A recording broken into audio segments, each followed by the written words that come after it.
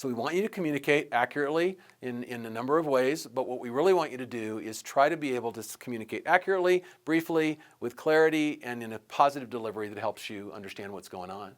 And in order for you to do that, there's about 10 rules that I've talked about that I think are really valuable, and they're again in the 10 Choices Successful Couples Make book. But largely, I'm going to go through these just to give you a little flavor of what it might feel like to communicate in a positive way. First thing is, don't bring up the past. It rarely, if ever, helps to go back and try and talk about a conflict that occurred back in 2012. It's just not going to be useful. And so what you want to do is say, here's the issue that's coming up currently. Here's what I'd like to talk to you about. Secondly, I really believe in dealing with one conflict at a time. You can have 7 different conversations about 7 different things. That's awesome. But please don't try to put all 7 things together, because what ends up happening is what God's trying to do is clarify between the two of you what really would be the transformational point that He wants to work in the marriage. And if you're having difficulty praising each other and building each other up, encouraging each other, it gets a little difficult because you've got too many conflicts and you can't focus on more than one thing at a time. I will say this, no good conversation in a marriage ever occurred after 9 p.m. And the reason I say that is because for the most part, when you're tired, you've gotten the kids taken care of, or you've been done with a long day at work, this is not the best time to try to talk about the biggest problem in your marriage that you want to deal with.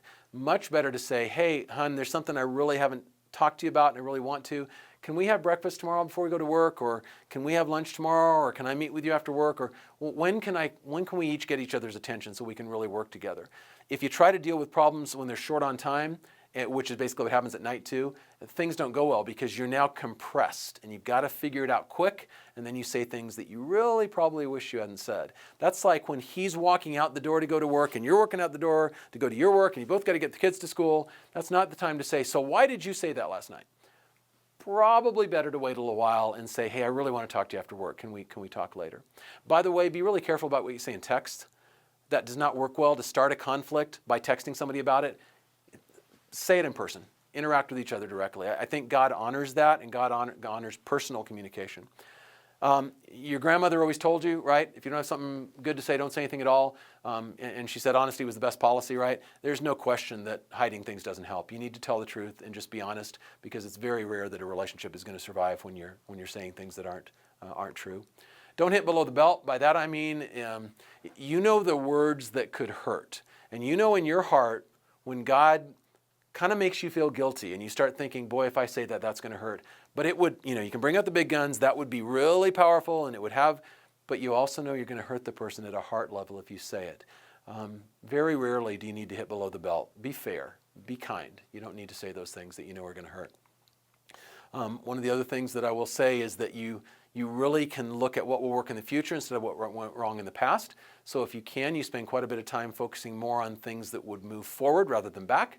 Certainly believe that you should listen more than you talk. If you recall my earlier message about selflessness and unselfishness, the idea of being able to listen more and try to understand the other person is really valuable. It's amazing in our communication in America today.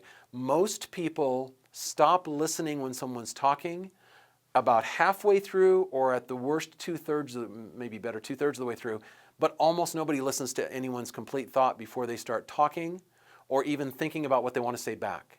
What would happen if you just didn't think and just listened until the person was totally done, and then you thought, did I get that right? Is this really what you're feeling? And you feed it back to them? You know those conversations when it feels like somebody really got you and you just feel like they understood you? Those are magical moments, and God honors those and respects those and values those when you really listen and want to understand the other person.